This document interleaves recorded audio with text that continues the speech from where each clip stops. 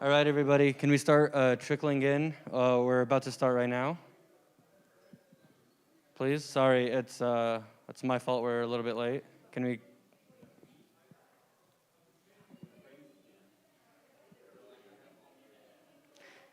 Guys in the cry room, guys in the back.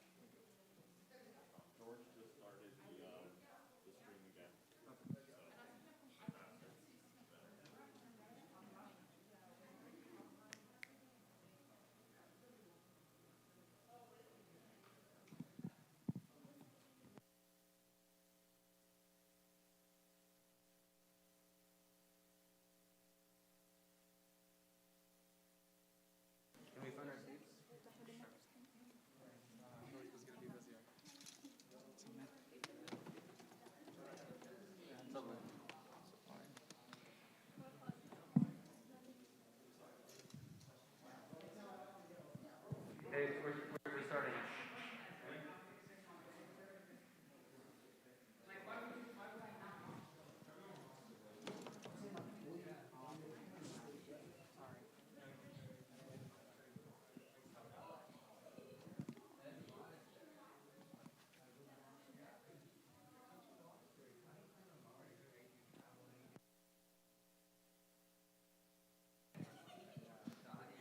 All right, find your seats, please, so we can start.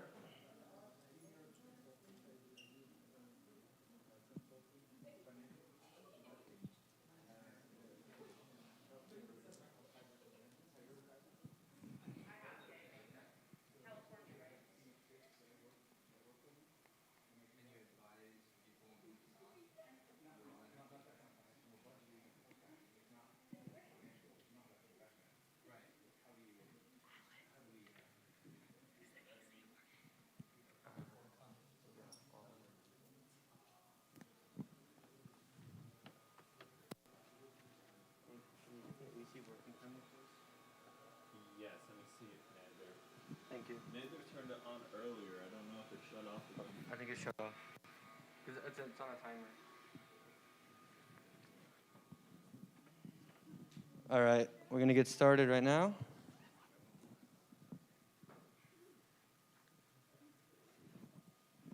Can you help me, Alex, with the...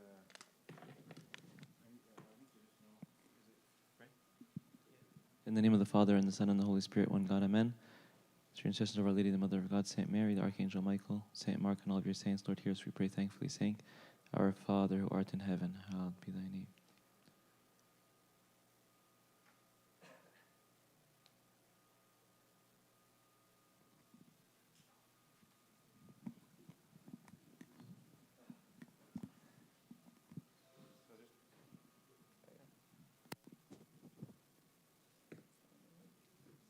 And then share my desktop. Oh, I have to do this. Yeah, I don't know why it does it every time. I know. Here, I'm gonna tell you the number. Okay.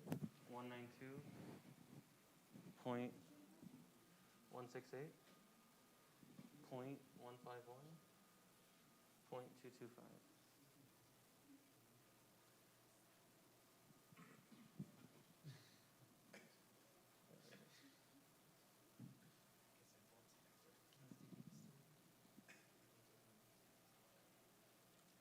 I think just click once.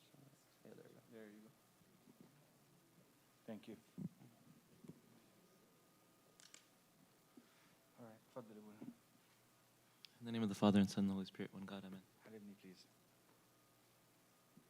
Okay, welcome back. And I will do a quick review with you what we discussed early in the morning. We asked the question, I hope you're well rested and all your brain power is ready to be exercised. We asked the question, is there a God? And we said that there are 4 explanations to the very, very first fundamental question, which is, What is that very first question we discussed? Where did the universe come from? Perfect. Thank you, Marina. And by the way, I mean, while you keep your social distance and all, if you don't mind coming up to the front, while keeping your distance, that would be wonderful, so that we can converse better. We said, where did the universe come from? And there were 4 explanations, or 4 possibilities. What are the 4 possibilities? The universe came from nothing. And then we said that, is it logical that something comes from nothing? No, nothing comes from nothing. Second possibility, created itself. And we said the universe could not have created itself, because for it to create itself, it must first exist prior to itself. Third possibility, it's eternal.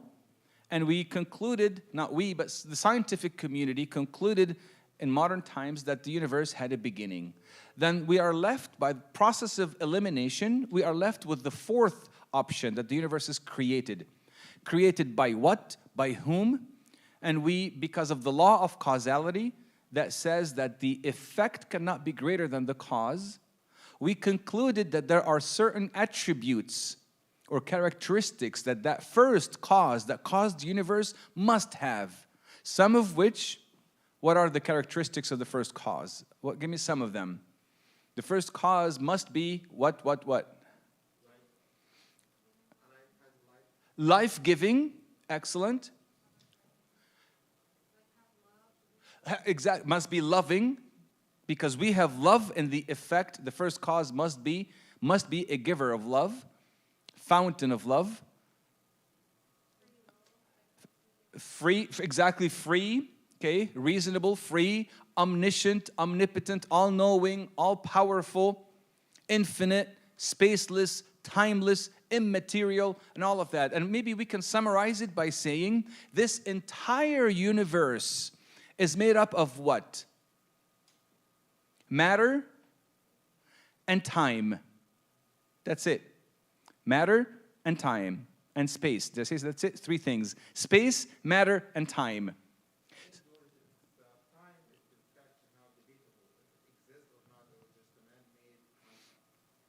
Okay, whether if it's a okay, if it's questionable, without getting into a debate about the dimension of time, let's conclude with space and matter. You cannot deny that this universe is, well, if you look at time with 3-dimensionals or 2-dimensional, or if you, there's a lot of debates, and forget time. Space. Because we have space in this universe, then the first cause, the effect has space, then the cause must be spaceless. If the effect has matter, gamed, then the first cause must be immaterial. And yes, no worries.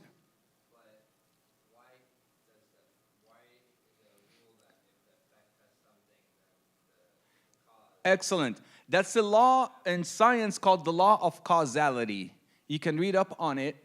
The law of causality says that the effect cannot be quantitatively nor qualitatively greater than its cause. And there's a lot to be said. I mean, this is not a law that I came up with. This is just a law of science, and so you can read up on it, and it will give you examples and scenarios and so on and so forth. So the first cause has to be immaterial, beyond matter, for it or him to create matter. Excuse me. And the first cause must be beyond space, in other words, spaceless, not bound by space. But you know what else? The first cause must also have a mind. Why? Because only a mind will have a will to create. Because if matter is all there is, then matter cannot produce matter. Do you know what I mean? فاهمين قصدي? No. Okay. All that exists in this world can be classified in 2 categories. Everything in this world can be classified in 2 categories. What are they? Matter or mind? matter, يعني the mountains, everything you see that is material. Or mind, immaterial. Okay? Or you can say intelligence and non-intelligence. So let's say matter and mind. If that's all that exists, then logically speaking, one gave rise to the other. Either matter created mind, or mind created matter. واحدة من الاثنين. Either or. One preceded the other. Now we know that matter is finite. In other words, matter did have a beginning. We could not, science concluded that this universe, matter, had a beginning. So there must have been another entity that preceded it. That is mind. That's number one. Number two, we also know that mind preceded matter because mind had a will to make matter exist. In other words, if I have this clicker, is this matter or mind? Matter. If I have it laying on this laptop for 500 years, will I come back after 500 years and see that this clicker begot another clicker? No, it will always be there because it doesn't have what? A mind to will to create. Okay? الإرادة للخلق. فاهمين قصدي? To will to create. But mind can say or think or fathom or conclude that I want to create out of existence, or out of nothing rather, because I have a mind. And he who can create out of nothing is God, who is beyond matter and space and time for now. Okay? Does that make sense? So, we didn't discuss this in the first lecture, but I just want to make sure that you know why mind preceded matter. For two reasons. Because mind had the will to create matter. The second reason is because matter had a definite beginning. Mind preceded its existence. All right, let's move on to the second session. All right, these are, if you remember, the characteristics of the first cause. And we said they all point to the Lord Jesus Christ. Now here's a question to ponder. How can one believe that an impersonal, amoral, not immoral, but amoral with no morality, purposeless and meaningless universe accidentally created beings that are full of personality, morals, meaning, and purpose? This is a question that I would really love to get an answer for. How can chance, God bless you, how can chance, if you ask an atheist, a non-believer, how did this universe come about? Matter plus time plus chance. حطوهم مع بعض, universe will, whether you believe in the Big Bang or not, matter plus time, it's an immaterial, impersonal, did I say immaterial? Impersonal, blind process that created this universe. We don't know what that is yet, as I mentioned to you earlier. People don't know what is that, who banged the Big Bang, as I said earlier. How can then an impersonal, non-moral, purposeless, and meaningless universe produces people that have personality, morality, meaning, and purpose? Think about it. How? Give me an answer to this question. There's no answer to this question. I got a question. Yes, sir. You got an answer or a question? A question to then form an answer. Sure. Are you stating the very first matter and very first mind? Or are you stating that no... Thank you. Are you stating that no first mind could not create, or had to have created the first matter? Or are you stating that all minds always create The first mind. the first? Yes. So anything after that point life could have been created by the immoral, immaterial, all of that. No. That's not what I'm saying. Okay. Let me understand your question. Can you rephrase your question, please? Yes. God created all matter, mind, matter. After God created. Okay, hold on. No, you're saying God created all matter, mind and matter. Is all this what matter, just all matter. all matter? Okay, good. Okay, we agree with that. Then after that point, the first mind, God, and the first matter, God. No. The first matter is not God. The first matter is the universe. Sorry, first matter being God made that matter. There you go. After that, the matter that God made, can that matter create mind other than him? Absolutely not. Why? Can you create a mind? People do it every day with children. Okay. That's different. I'll tell you why it's different. After the first mind. Okay. Maybe here is what where we differ. Our definition of mind. Okay? Our definition of mind, remember the equivocation fallacy that we said earlier? Okay, let me state my definition of the first cause, i.e. the first mind. The first mind creates out of nothing, and that only is exclusive to God. He creates out of nothing. And in the book of Genesis, if you want to get references, God created everything out of nothing. Basically, he said, let it be, and it just happened. When we fashion things, if you're an engineer and you put things together, you create out of something, but you never create out of nothing. That creation out of nothing, it's also called ex nihilo. Creating out of nothing is reserved exclusively to the first mind with a capital M, and that's God. I am yet to see someone who created something or someone out of absolutely nothing. I'm yet to find one who fits that criteria. Does that answer your question? No. I would like to answer your question. I was just asking whether matter could create life. Because yours is Very good. Let's just stating- take it one step at a time. You're asking if matter can create life. Substantiate that. That depends on your purpose of mind.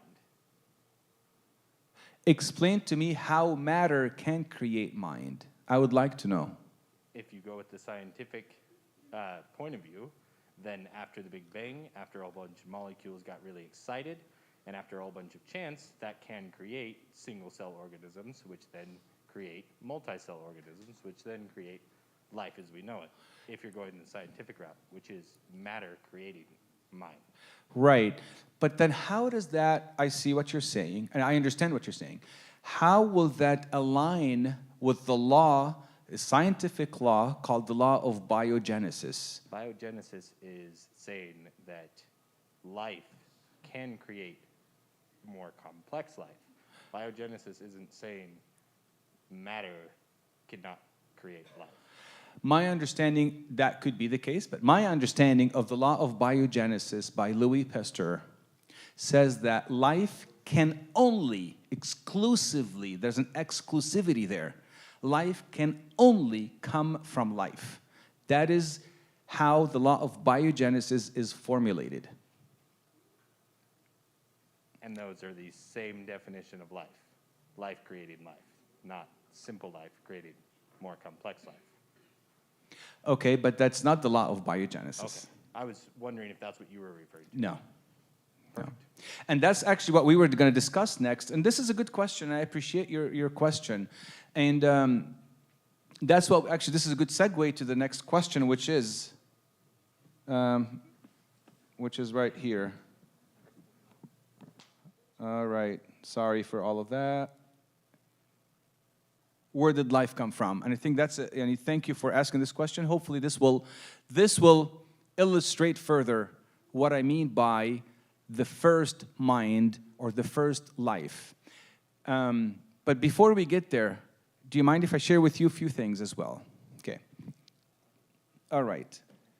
Let me share with you what I went through very quickly.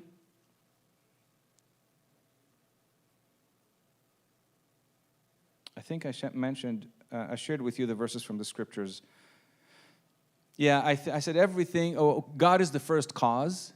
He's the origin of the universe, origin of everything.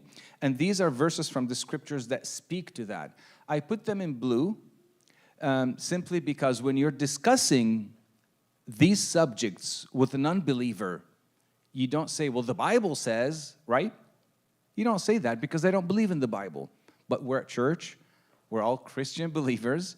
It's important for us to see how the Bible and what we just discussed as far as logic and reason, how they coincide.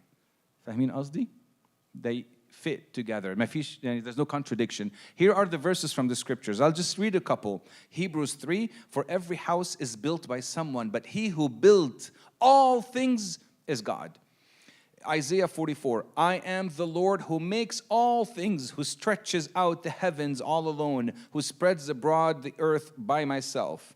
And we'll fast forward to Romans 1:20, the last verse, one of my favorite verses. For since the creation of the world, his invisible attributes are what? Here's the key word for me. Clearly seen, being understood by the things that are made, even his eternal power and Godhead, so that they are without excuse. I think that's something that I've wanted to mention to you, Marina, that you have no excuse. And I think in the book of Acts, correct me if I'm wrong, Abuna, I think there's a verse that says, he did not leave himself without a witness. لم يترك نفسه بلا شاهد. Okay. In 1903, Herbert Spencer, who was a disciple of Charles Darwin, he was an evolutionist, he made a very profound scientific statement. This is an atheist, he's an evolutionist. He said, everything in this universe, this has to do with quintessence, but I'm not going to get into quintessence at this point. Everything in this universe can be explained by 5 basic principles, 5 basic things. What are those 5 basic things? Space, matter, time, force, and action. And then he spent the majority of his life trying to come up with an answer to these 5 basic things. How can the universe be made of space, matter, time, force, and action? Now, if Mr. Spencer opened the Bible and read the very first verse in the scriptures, he will see Genesis 1:1. That in the beginning, there's time, God, there's force, created, that's action, the heavens, that's space, the earth, that's matter. So you get those 5 basic things explained, answered directly from the very first verse of the Bible. Yes, Mahrail? Yes. Right. No, okay. God, beyond time, created time. Okay? Because if time is non-created and co-eternal with God, then time would also be God. But time is not God. Okay? Okay, so here's an existential question. يعني a question for the heart. احنا دلوقتي you've been speaking to the mind. Let's put that on hold for a second and let's speak piercingly to the heart. Okay? What would you rather be? Which one would you rather be? Simple question. Deliberately created or blindly evolved? Which one of these will give you meaning, fulfillment, and satisfaction? To be blindly evolved or deliberately created by someone who loves you and wanted for you to exist out of love? That's a question for you to just ponder upon existentially and emotionally. A quote I want to share with you from Dr. Peter Kraft, who is an apologist. He's a professor of philosophy in Boston College. I love this quote very much. So because I love it, I want to pay attention and read it with me silently. Someone once said that if you sat 1,000,000 monkeys at 1,000,000 typewriters for 1,000,000 years, one of them would eventually type all of Hamlet by chance. This was actually a theory that was very common at a time. But when we find the text of Hamlet, we don't wonder whether it came from chance. Why then does the atheist use this incredibly improbable explanation for the universe? Clearly, because it is his only chance of remaining an atheist. At this point, listen carefully, at this point, we need a psychological explanation of the atheist rather than a logical explanation of the universe. We do have a logical explanation of the universe, but the atheist doesn't like it. It's called God. You see? See how powerful this is? That's your only chance of remaining an atheist, for you to say, chance, a sutfa, is what made everything come to light. All right. Here is what I would say, a picture that's worth 1,000 words. For the atheistic worldview, you say, I don't see any evidence of God, maybe because you don't want to look for evidence for God. It is not, as I say repeatedly, it is not the lack of evidence that bewilders atheists. It's the suppression of evidence. It's, Fakrin, what the example I said before break, it's turning off the light. I don't want it. Turn off the light so that I'm not exposed. All right, let me skip all this for the sake of time. Second question. احنا كل ده one of 10 questions we discussed. يعني هنقعد مع بعض كده ايه for a couple of weeks نخلص 10 questions. Don't worry, I'm only joking. The second question is, where did life come from? Good question. Where did life come from biologically? Let me share with you what atheists say when they are asked this question, where did life come from? Let's see what they say. Richard Dawkins, Oxford biologist, avid atheist, he says, you and I came from a happy chemical accident. That's what he asserts. احنا جينا ايه? From a happy chemical accident, as long as it's happy. Okay? Andy Knoll, who's a Harvard biologist, also an atheist, said, we don't know how life began on this planet, and we don't know exactly when it started. We don't know under what circumstances. In other words, I don't know where life came from, and I almost want to say I don't want to know. Here's what Stephen Jay Gould, who's the famous evolutionist, is what he said. We are here because one odd group of fish had a peculiar fin anatomy that could transform into legs for terrestrial creatures. يعني احنا كلنا our origin ايه عبارة عن ايه سمك with peculiar fin anatomy that transformed into terrestrial creatures. So this is the origin of life according to, these are not just atheists that read a book or two. These are giants in the field of atheism, if you may say that. You know, they're renowned atheists. So this is what they say. Sir Fred Hoyle, I think we mentioned him, Alex, earlier. He's one of the most noted English astronomers and scholars. He said, biochemical systems are exceedingly complex, so much so that the chance of being formed through random shuffling is insensibly different from zero. Yani, it's almost nothing. There must be an intelligence which designed the biochemicals and gave rise to the origin of life. Mind you, this is an atheist, not a theist. But why is he saying this? Because he's true to his science or scientific endeavors. Another quote I want to share with you by Anthony Flew. Any of you heard of Anthony Flew? Besides Alex and, what's your name? You heard of Anthony Flew, you said? No, okay, so I raised your hand. Anthony Flew is one of the very, very famous atheists in our modern times, and he died recently, but he had a following of atheists. He was very intellectual, and he wrote a book called There Is No God, and that's the cover of the book. And then towards the end of his life, he wrote another book. He left the exact same cover, page, and design of the book, but he crossed As you can see, he crossed the no and he put an A in front of it. He said at the end, it is simply inconceivable. And by the way, these people that I am sharing with you are not this is not someone who just took biology 101 for a semester or physics 101 for a semester and became a scholar. No, these people have spent 30, 40, 50, most of their years investigating, researching, educating themselves in their sciences. Do you see what I'm saying? So then there's some credibility that goes behind what they're saying as subject matter experts. It is simply inconceivable that any material matrix or field can generate agents who think and act. A force field does not plan or think. So the world of living, conscious, thinking beings has to originate in a living source, a mind.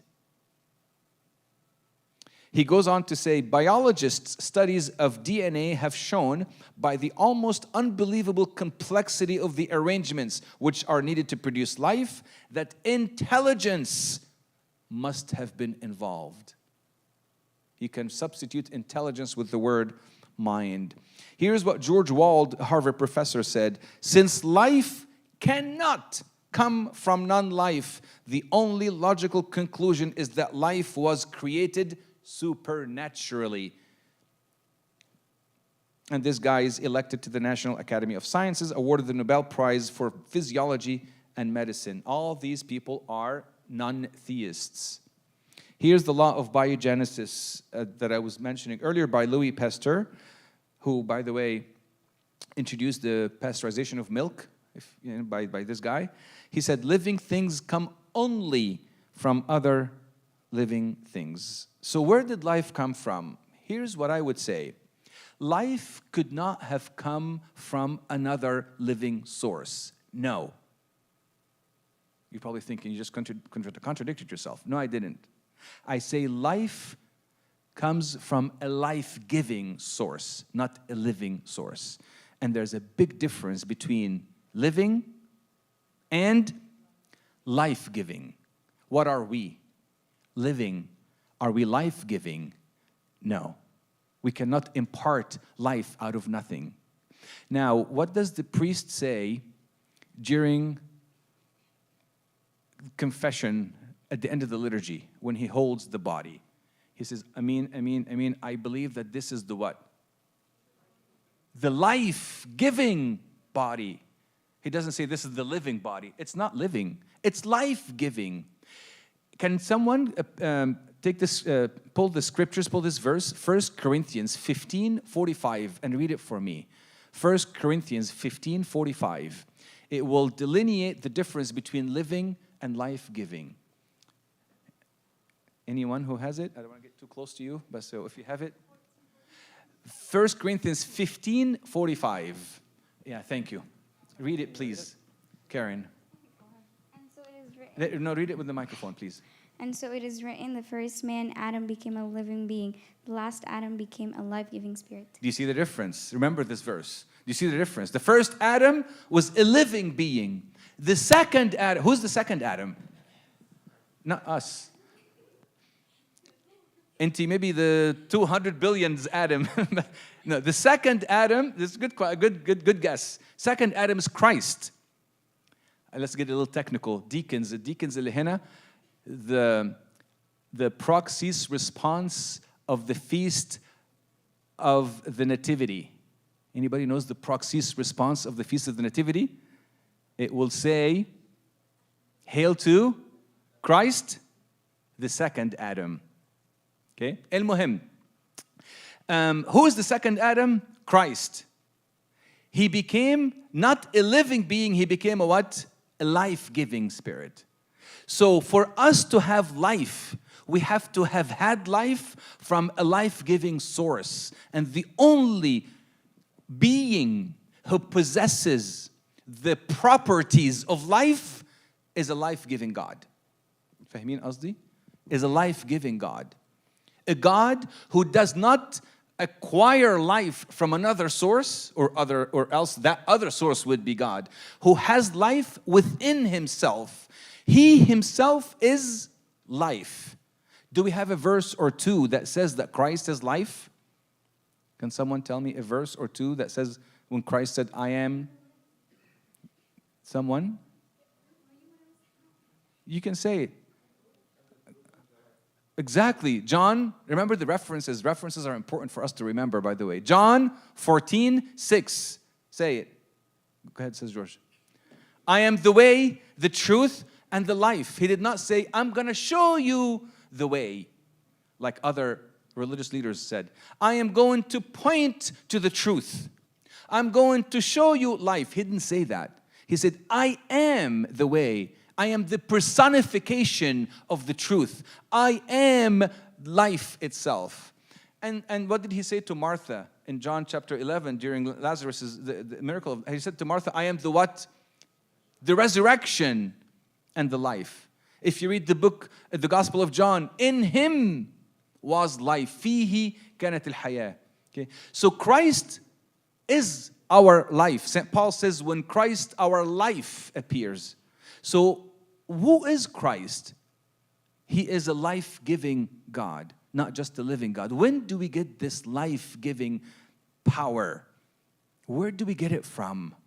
We as Christians, now let's go back to the liturgy. Everything is, I love the liturgy. That's why we can tie the liturgy to everything we're saying. Where do we get that life from? Right here, the Eucharist, the altar. What is on the altar? Life-giving what? Body and life-giving blood. What is the Eucharist? If you know Saint Ignatius of Antioch, he said something so beautiful about the Eucharist. He said what? It's the medicine of immortality. In other words, you take from the Eucharist and you have life. Why? Because it's a life-giving food for us. Okay. Nourishment, I should say. All right. God is the giver of life. Here are the verses. Here are the verses that state the following. So we're done with the two questions that I mentioned earlier. Where did the universe come from? Where did life come from? The universe could not have come by itself. There must be a mind with all these characteristics. They point to the Lord Jesus Christ. Fine. Where did life come from? Life must have come from a life-giving source, and the life-giving source point to the Lord Jesus Christ. Tayyib. Third question. Does life have meaning? But before I get into this question, I want to pause and see if there are any questions you have or comments about what we said earlier so far. Anything? Any comments or questions? Yes, sir, George. Hold on, معلش عشان نسمع كلنا. Just the argument that was mentioned earlier about a living thing can give more complicated or more complex living thing. I don't know, I'm just was pondering on it, and from engineering standpoint, I found that we couldn't do that because like if we embark on the artificial intelligence and we build artificial intelligence and using semiconductors, and transistors and just computers, we couldn't come with artificial intelligence. And right now, actually, everybody's looking at artificial intelligence and say, we cannot create artificial intelligence. We cannot create intelligence, even if it's artificial. All what we can do is just mimic what's in our mind. So from engineering standpoint, scientifically and practical, we cannot make that. I don't know about the biology. If even in the lab, I was thinking about it, the maximum that could be done today is cloning. I'm not aware of anything that they brought, any kind of biological cells, and they were able to create something better. So the maximum was just cloning another creature of the same creature. Right. So it's the same sequence of the DNA and the genomes. Right. And even for the human beings, if we go with the chaotic theory, and it's just probabilistic, it's just happy evidence or happy incidents or whatever, happy accident. In the genome and the numbers of the genome, this happy accident, as the other one took, it's like next to zero. So it's not gonna, even if we give it, you know, the Earth, it's 10 billion or 50 billion or whatever it is, the chance to make it with that sequence, with that intelligence, with this specific variance between the creatures is very unique and decisive. So if we come with a human, how we come with a bird? So if it's next to zero, now we have next to zeros a lot of those. So the notion of chaos, we don't accept it as human beings. We don't accept driving in the road, which is traffic is the most chaotic thing because you don't know what's gonna happen, who's gonna leave when. So this is the most chaotic thing. You still try to organize it in some way or fashion. So it is not 100% chaotic. Right. But if we take the notion that it is just an happy accident, now it is 100% chaos. Yeah. Well said. We as a human beings, we don't accept that. Right. I agree with what you said 100%. And then AI, even AI, you know, you can argue what defines a mind or personality. AI will never have consciousness. AI will never have morality and things that we as human beings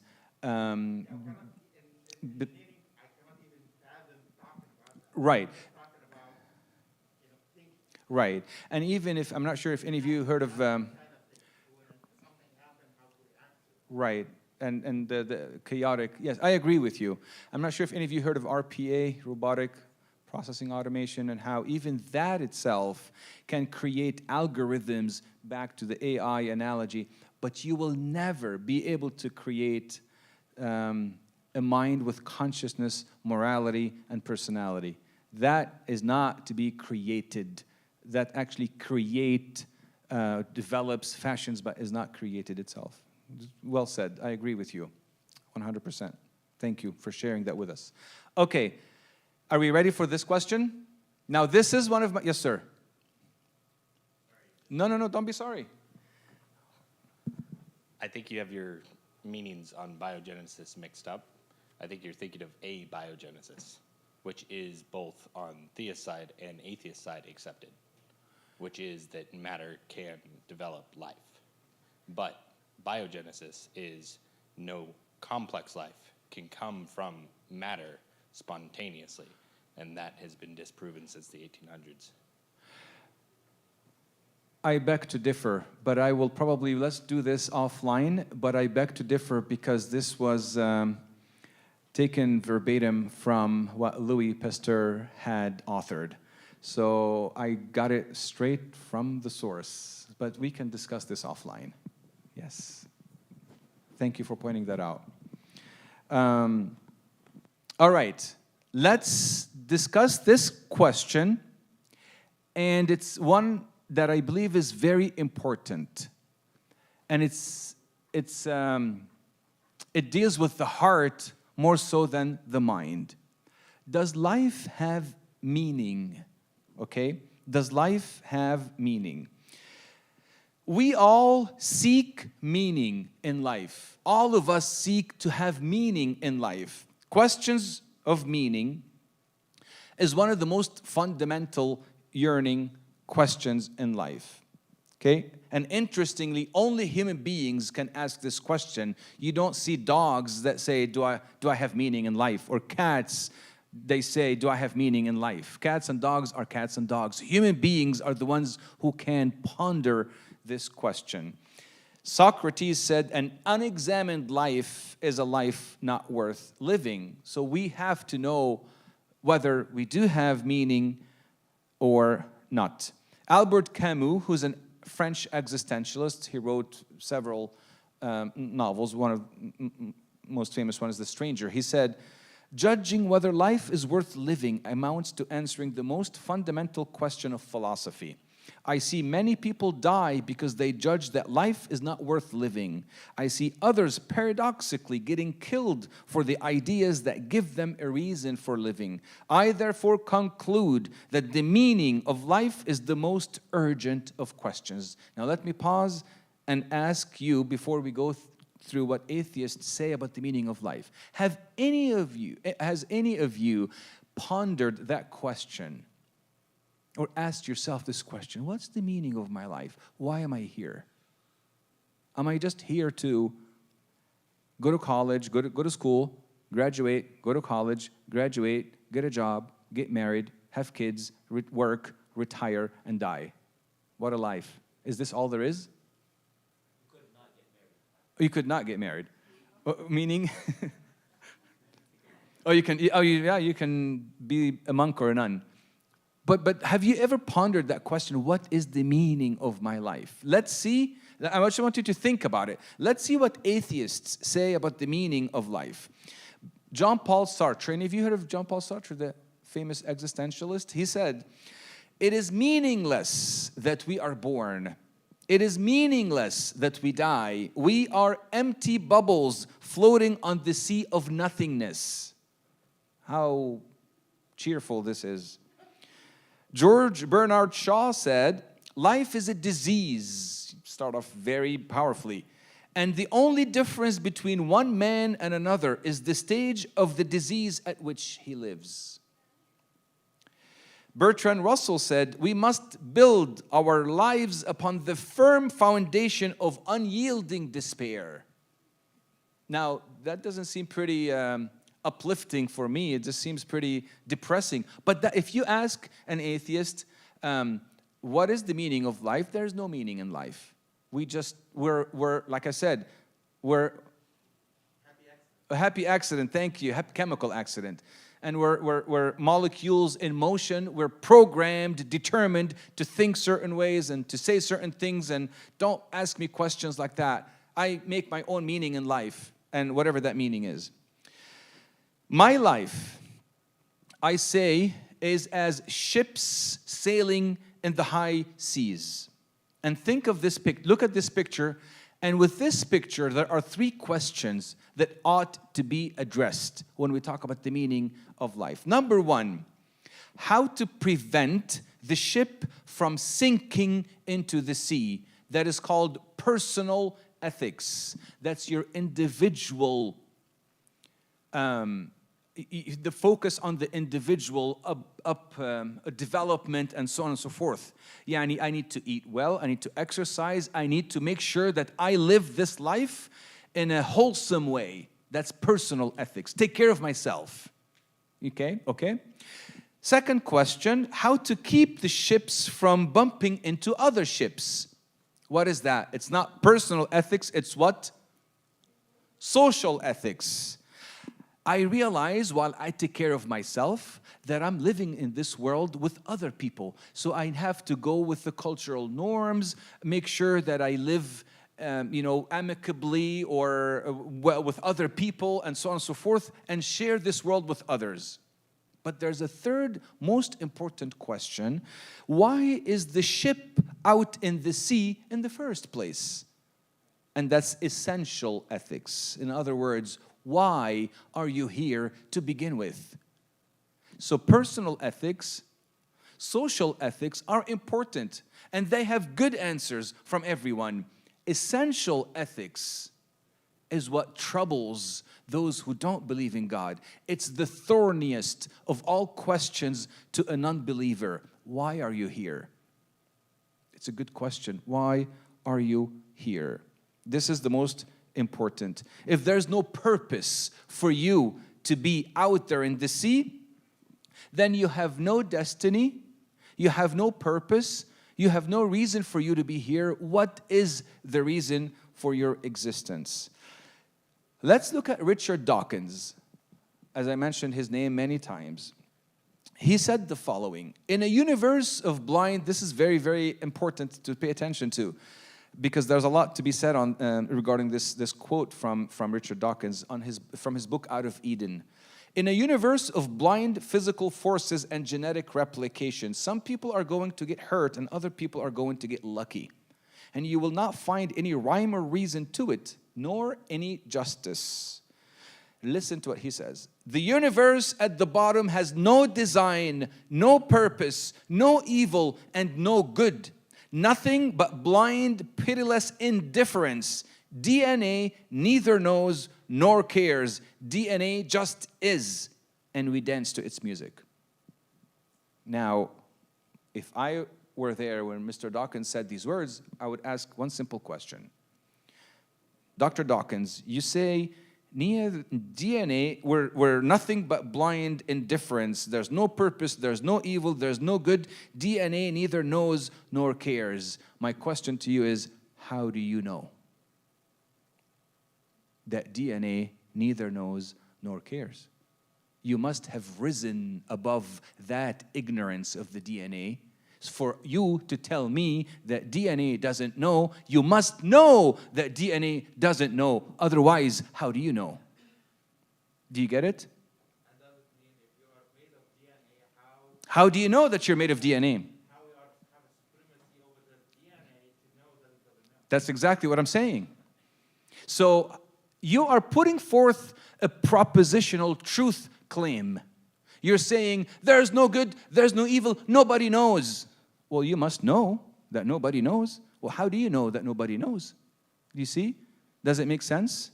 Anyways, but look at his explanation. There's no purpose, there's no evil, there's no good. We're just blind. We're dancing to the music of DNA. Now, let's pause and ask another question. Where does meaning, المعنى في الحياة, where does meaning come from? Two sources. What are they? Raise your hand and tell me. What does meaning come from? From our point of view. God? God is always a good answer. God is never a wrong answer for any question. How do you fix this, God? I agree with you. Yes, Alex.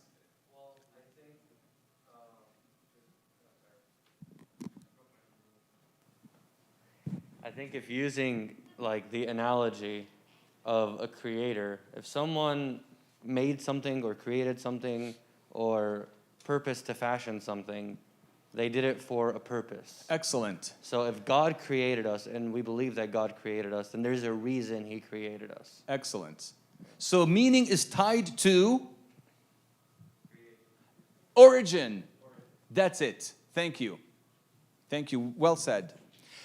So let me back up and get to this origin piece. Meaning comes from two things, for the lack of a better word. Values and purpose. That's it. Value meaning, is my life worth anything? What is the value of your life? Is it worth, are you better dead than alive? فاهمين قصدي؟ يعني forgive me to say that.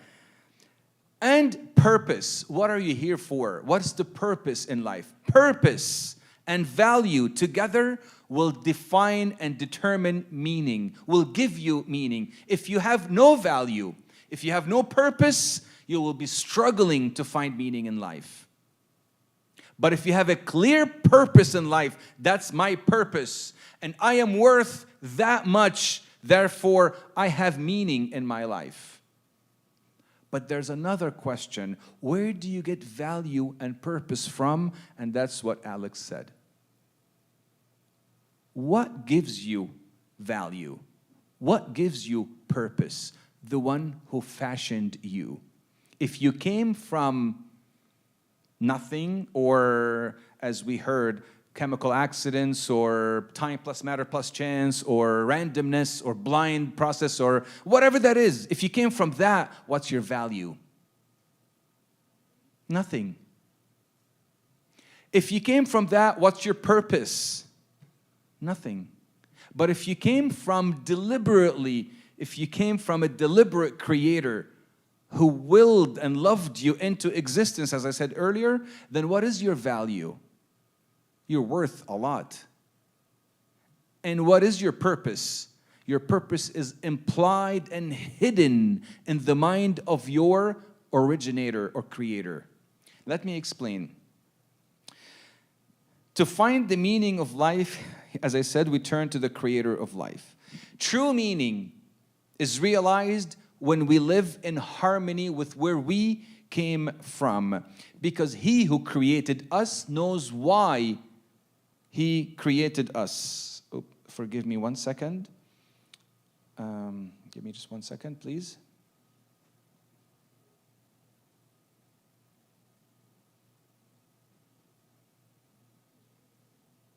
Okay.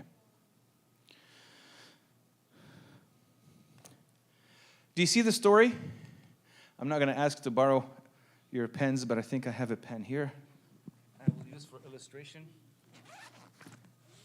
Here you go. So let's say, I'll give you an analogy.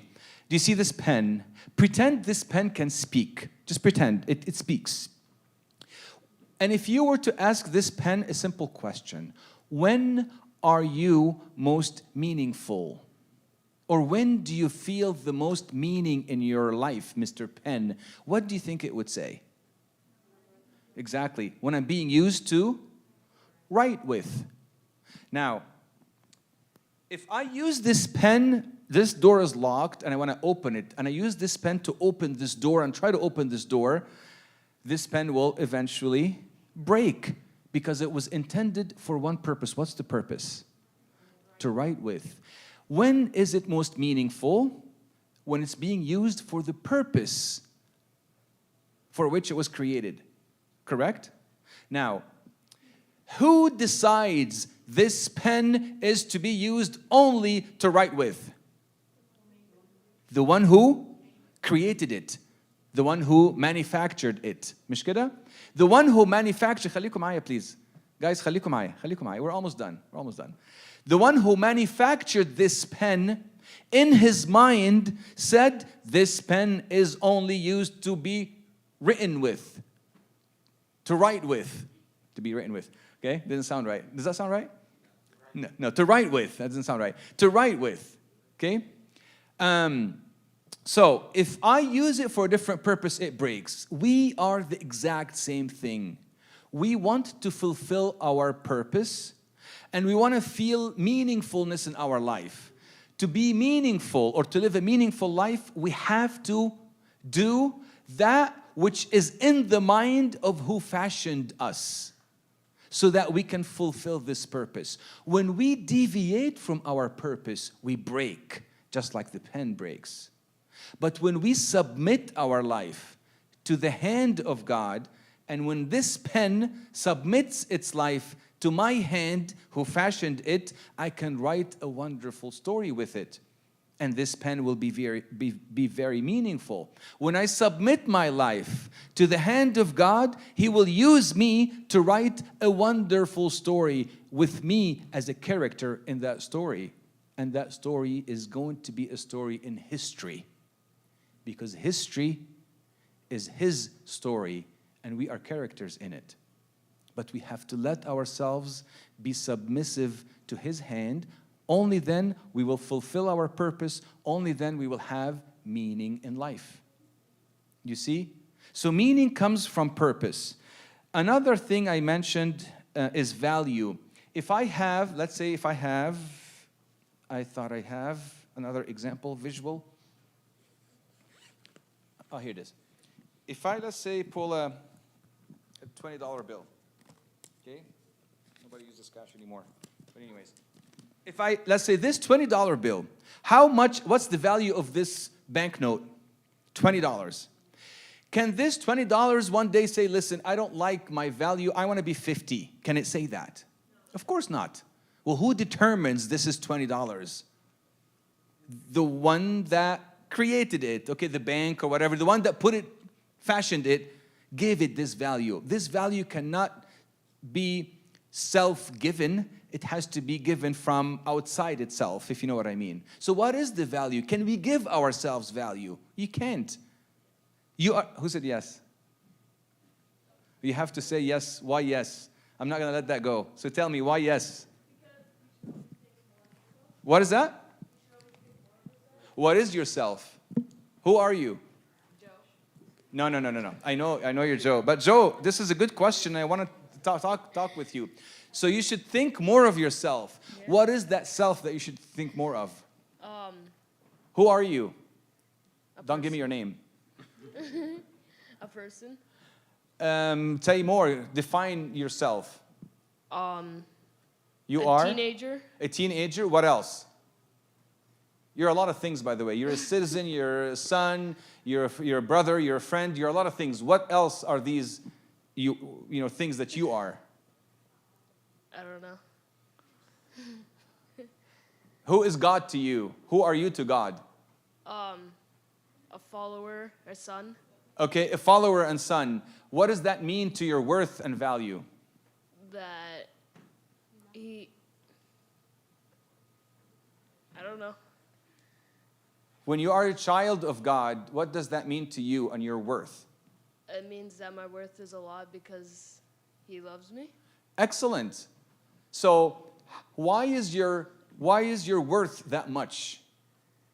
I don't know. Because the person who loves you is that much. مش كده? Yeah.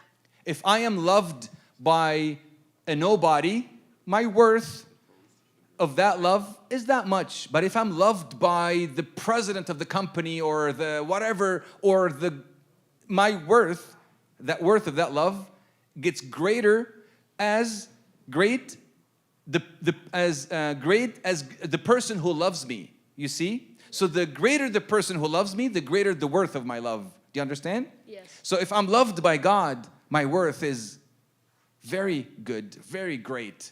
That doesn't sound right either. Anyways, A lot. is a lot. Very a lot. Okay? Am I right? Yes. Okay, so you're worth a lot. Why? Because you're loved by God. That's who you are. Yeah. Now, if you don't believe that you are the child of God, what is your worth? Nothing, I guess. Nothing, I guess. That's the point I was trying to make. Do you agree? Yeah. Good, thank you. All right. I think we're getting to a point where we need a break. So here is the formula. Yes, sir. Please add. Anthony. Anthony Messiah. He says, and to add to your point where before he said, you are valued and you're worth a lot because God loves you, he said something before that gives it more weight, which he says, you are created by God's love. So if you're in... By what? By God's love. Mm-hmm. So God has so much love that he created you to love you. And in your existence, because of your existence, the reason of your existence is love, then your essence was worth a lot by itself. You Excellent. Know what I mean? So Excellent. I think that adds to, you were created because of love and you are loved, so your worth is unlimited. I love it. Now that we're talking about love, I love that. It's good. Thank you. You said it far more eloquently than I have, so thank you. All right, this is the conclusion, my friends. Yes. Yes. تفضلي. So to Joe's, was it Joe? Yes. And then again, for the sake of argument, if somebody's asking about the value point, we know that our value is from God because He created and it's because He loves us. But what do you say to people who say, well, my value comes from what I have become? Mm-hmm. Like the things I have accomplished, the things that I have done, these add value to me. So how do you argue about that, or how do we answer that? Excellent. Very good question. Then value becomes subjective to you, but that's not what we're looking for. We're looking for an objective, absolute, overarching value. I'll tell you, do you think those hijackers that flew their planes in the World Trade Center, do you think that they believed they have a lot of value? Of course they did, because they made up their own value for what they accomplished. I think they believe that their value is enormous, but that's subjective to them. Who's to say this is valuable? Who's to say when you have $1 million in your bank is valuable? Who's to say when you have 7 children? You know what I mean? It becomes subjective. But when value comes from your originator, from your origin, from the person who fashioned you, it is no longer subjective, it's objective. فاهمة قصدي؟ All right. This is the conclusion, and I'll read to you what C.S. Lewis said in his book Mere Christianity. God made us. C.S. Lewis, any of you've heard of C.S. Lewis before? He was a very famous, still is, but he was an atheist and became a Christian. And he, in my opinion, he's one of the great apologists of our time. Time past, I should say. God made us, invented us as a man invents an engine. A car is made to run on gasoline and it would not run properly on anything else. Now, God designed the human machine to run on himself. He himself is the fuel, or our spirits were designed to burn, or the food our spirits were designed to feed on. There is no other. That is why it is just no good asking God to make us happy in our own way without bothering about Him. God cannot give us a happiness and peace apart from Himself because it is not there. There is no such a thing, simply because He's the source of peace and happiness. And St. Augustine said it very beautifully in his Confessions when he said, "You have created us for yourself, O Lord, and our hearts will remain restless until they find their rest in you. وقلوبنا ستظل قلقة إلى أن تستريح فيك." All right, I think we should probably pause because I think it's been a very long day and I'm sure you're tired, exhausted, mentally speaking. So I want to pause and see if you have any comments or questions on what we said so far.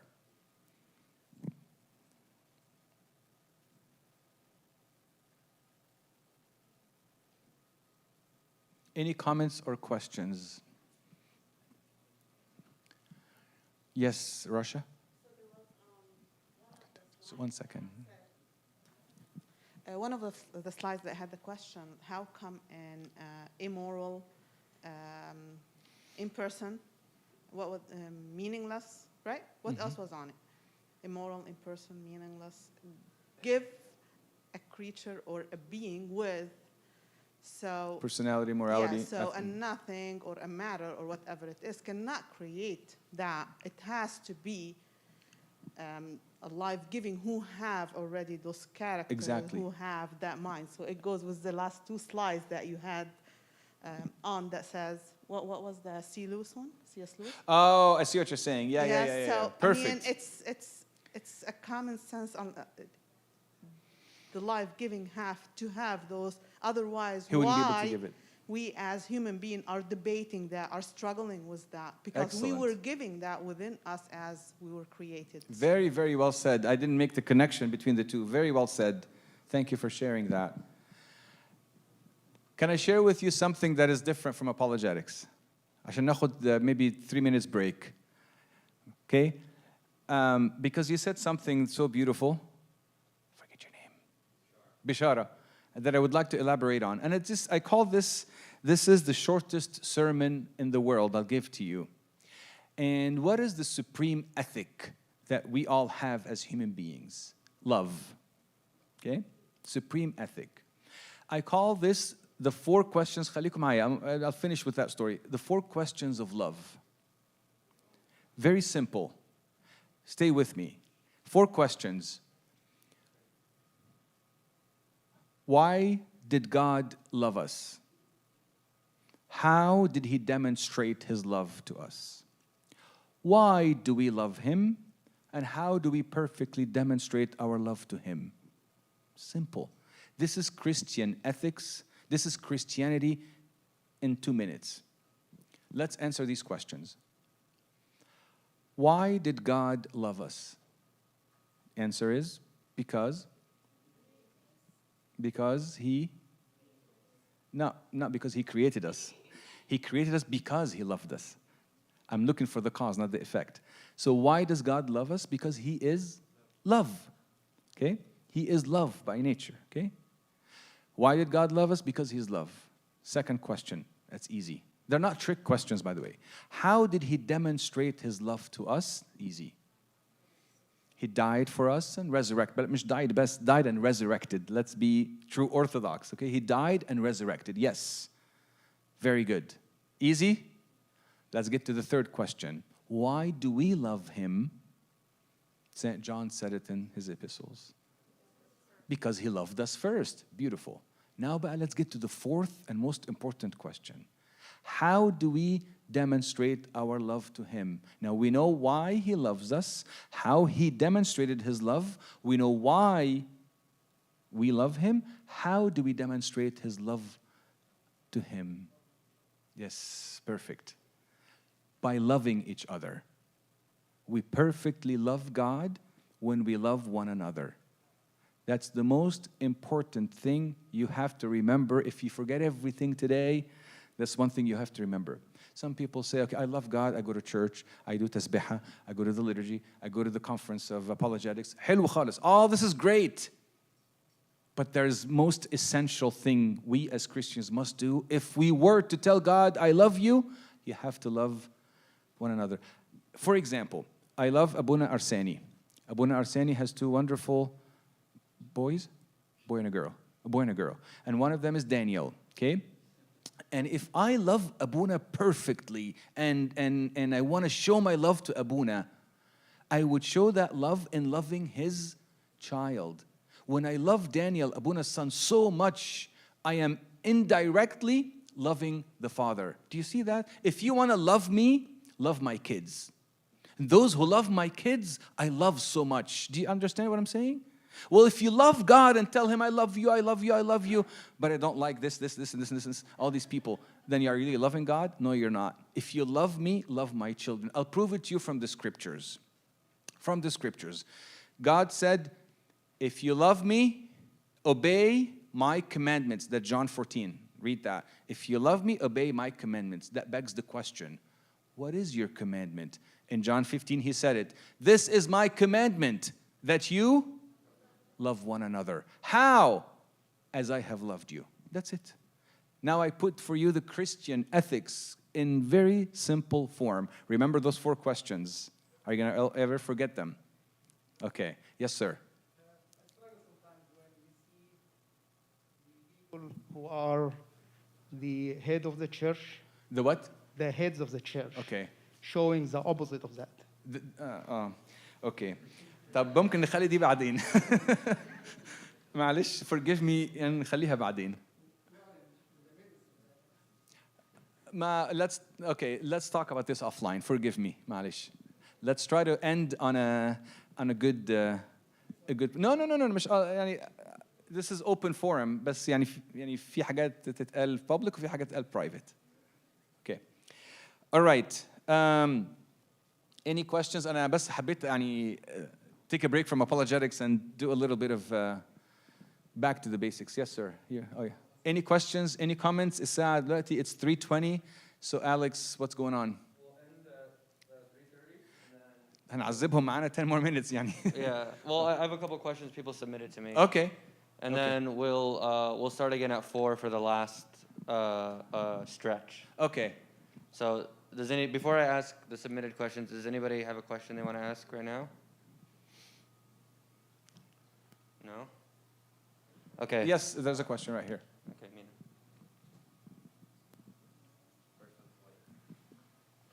So I have a surgery, so my speaking gonna be like not clear. No, Okay. ربنا يكون معك. Thank you. So back to the point that God is beyond time. How to tell an atheist that he doesn't believe in God? So how are we gonna tell him that God is beyond time or over time? حلو قوي. Okay, good question. First of all, I wouldn't. I'll tell you why. Here is a method or an approach that I believe is very useful and very productive and it works well. And it's a biblical approach as well. I don't usually say much to those who don't believe in God. I ask a lot and I don't speak and say much. And that's a very important approach. So, we live in a day and age that people don't want to be told what to believe or what to do. But they're willing to entertain an idea if they are asked and challenged, so that they come up with the answer themselves, and it becomes far more convincing. Challenge me, and leave me alone from a distance and let you figure things out. Make them a little uncomfortable intellectually. Put a stone in their shoe so that they're uncomfortable. That's true. That's a good question. I don't really know. I really need to find. You faham qasdi? Because you can say all you want, but it will fall on deaf ears. Because gone are the days when I sit here, I'm talking to an atheist, I'm going to prove to you wrong. Let me tell you that Jesus is God. Nobody's going to want to listen to you. They're going to probably think that you're crazy. You see? But they're willing to be asked questions. Christ, when he was asked in the scriptures, 4 gospels, you'll see that he would ask questions. He was not quick on giving answers. He would respond to the question with a question. You see? So we have to learn this. It's a Socratic method, okay? It's a method in dialogue that is very effective. So learn to train yourself on that. Now the key is what questions to ask. You see? That's what questions to ask. When you ask questions, you are also revealing to the person you're dialoguing with that you're interested in what they say. You want to hear what they say. And be genuine, because you need to know what the problem is for you to ask piercing questions, thought-provoking questions. So you have to know what's the problem, what's the barrier, mind, heart, or hand. Faham qasdi? Or will, yani. So I'm not going to tell them God is beyond time and get into these debates, and this is going to be fruitless. Not fruitful. Fruitless, okay? So learn to ask questions. I usually say, how did you come up with that conclusion? What made you believe that? What is the reference you have for that? Oh, that's interesting. Can you give me an example? Have you ever considered that? You see? Questions like that also open a dialogue. So you're not coming in condescendingly, let me tell you what the truth is. They're going to eat fish, you know? So that's a technique that I think it's very important. Ask questions. Yes, somebody said something? No, that was me. Oh. Any other questions? Okay, I have 3 quick questions. 2 of them are similar, but the first question is, will every atheist, yes, will every atheist have a chance to be introduced to Christianity?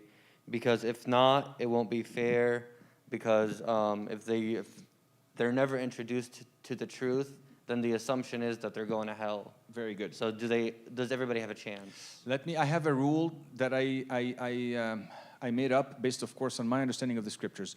No one will ever be lost who wanted to be found. Remember that. No one will ever be lost who wanted to be found. What does the scripture says? God wants all to come to salvation and to the knowledge of the truth. يريد الجميع يخلصون وإلى معرفة الحق يقبلون. In the book of Acts, he never leaves himself without a witness. He does not leave himself without a witness. In Romans 1:20, his divine attributes are clearly seen. God reveals himself uniquely to everyone. Here's our problem بقى. طب what about those who live in an island مش عارف فين وما فهمش عندهمش, they have no internet, no Bible, they have never heard of Jesus. The kid raised by wolves. نعم إيه? The kid raised by wolves. The kid, yeah, exactly. That example. So you ask these questions because you know why? Because we want God to reveal himself to everyone the way we want. That's wrong.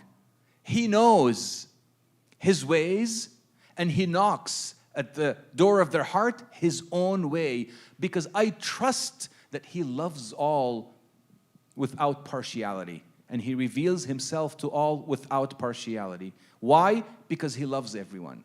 So absolutely, no one will ever be lost who wanted to be found. So the second question is actually from a different questioner, but along the same lines. So if everybody will believe in maybe a different way than other people, and God knows what everyone wants, and he can give them what they need, how come, the question says, why doesn't God do that?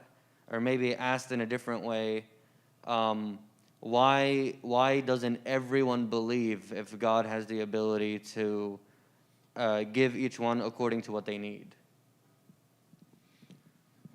Okay, so the question assumes that God gives everyone according to what they need. Yeah, or he reveals himself in a way that, because it's based on the verse that he doesn't leave himself without a witness. Right. So everybody can witness in a certain way. No, everybody is witnessed to by God, but not everybody responds the same way. And So that's is the there key. a way, I guess, that God could witness himself that would cause those people who wouldn't respond normally to respond? Here's the key word that you said, cause. No, because God is a gentleman. If you refuse him, he's not going to compel you against your will to follow him. So they Because resist here's the key is, I mean, this goes back to free will. God, because he loved us, he gave us the freedom to reciprocate that love back. If he compels us to love him, he's no longer a loving God. I say that, I'll say to you a quote by C.S. Lewis. I have him on the screen here, but it's not on the screen. The quote says, at the end, there will be two types of people. Two types of people. Those who have said to God all along, thy will be done, and these will go to heaven. And those to whom God will say, thy will be done, and they will go elsewhere. So it's my will. It's my ability to respond to the grace of God, the witness of God, the knocking on the door of God, and all of that. If I'm not responding, God is not going to twist my arm and say, come with me anyways. Because if he does, and he takes me to heaven against my will, this heaven for me will be hell. Yeah, it's like the Pope Shenouda quote. Exactly. So, sorry. Go This is ahead, the no, people please don't say know. it. Pope Shenouda said one time, if someone refuses God on earth, God will not force that person to be with him forever in heaven, right? If you don't want to be with God on earth, then God isn't going to force you to be with him for the rest of eternity. That's kind of what Pope Shenouda was getting at. Last question, and so I know that this is a whole nother section of talks, but if you could just give us some highlights, maybe just the general idea of the arguments, and the explanation can come later. But the question is, every argument that you brought up is an argument for the general theistic God. So why the Christian God specifically? Why is the Christian God the one that is the true God and not just, the Jewish God or the Islamic God? I know you said this is a whole section of talks. No, but that's tomorrow. Oh, that's precisely what we're discussing tomorrow. Okay. Can you give like a quick highlight? Sure, I can give you a quick highlight. Maybe it's my shirt. Part of it is my shirt. Sure, of course. Maybe that's not a quick highlight. There's a quicker highlight. Okay, let me give you a quick highlight. All right. Sorry, Alex, but If I knew, I would have wore the shirt tomorrow. let me. Okay, fine.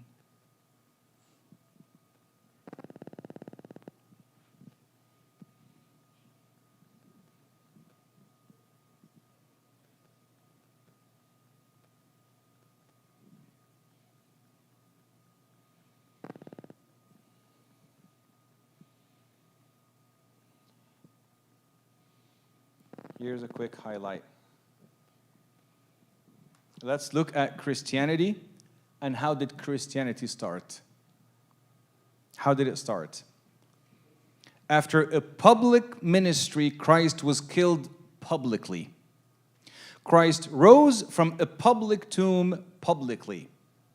Christ publicly showed himself to the public. The public told everyone what they saw. Now, what's the key theme here? Public. How did all the other religions start?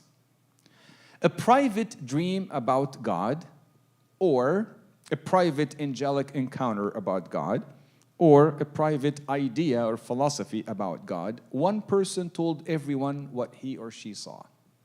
Now, let me just finish this thought real quick. Okay? Let me just finish the thought and I'll get to your point. Now, do you see everything here was done publicly? Oh, here you go. This is what you wanted, right? Perfect. Okay.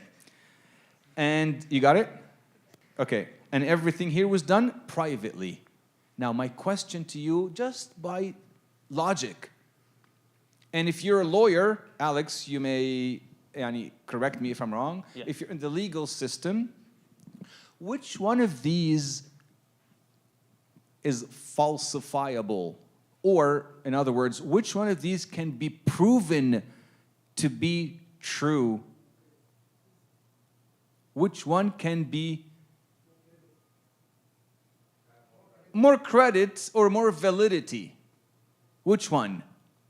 Of course, the public. Can you verify the private? No. Did you enter into the mind of this person? No. Were you there during that dream? No. Were you there during this angel that came to this person in a cave? No. It's private. It could have been whatever. It's non-verifiable. That's the better word. Verifiable.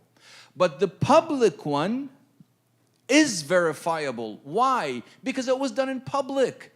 If it wasn't true, the public would have said, Paul, Peter, you're out of your mind. This never happened. Peter had written about these things. Paul had written about these things. 1 Corinthians 15. This was written in the year 52 AD, which is less than 30 years after the resurrection. People were still alive during the writing of the epistle that witnessed the resurrection and the crucifixion. If Paul was making things up, they would have revolted and said, Paul, you're crazy. This never happened. But did anybody say that? No. Why? Because it happened in public. 500 plus were witnesses. So that's one simple thing. This is just one simple nugget. Thank you, Abuna. That will show the distinctiveness of Christianity amongst all the other religions. A lot more to be said on Sunday, tomorrow, God willing. Oh, Peter, Alex, forgive me. Tomorrow, are we meeting with the servants or are we meeting with everybody else? Servants. Oh, oops. No, that's actually is very private. No, because I had an impression that we're gonna. How about if we discuss Christianity today at the third lecture? Yeah. Okay. Tomorrow I have another lecture for this exclusive for the servants, but let's do this next time we meet today. Okay. Okay. All right. So that's a good preview. Any final thoughts, questions? All right. We'll do a half an hour break, and then we'll do 4 to 5. And then after that, I know there's a lot of private questions that want to be answered, and there's a lot of people that want to discuss certain things. We can go offline after that, and we can either have like a small group, small workshop. Obviously, that's optional. Or we can have some one-on-ones. I just want to say a couple things real quick, and I know you love when I do this. Thank you for the laugh. There is a lot of people here who are really searching for answers and taking this seriously, and I pray to God that that this is a positive step in your life. There are a lot of people who ask these questions consistently, or even if you're a believer, you're challenged by people from outside with these questions. I hope this is helping.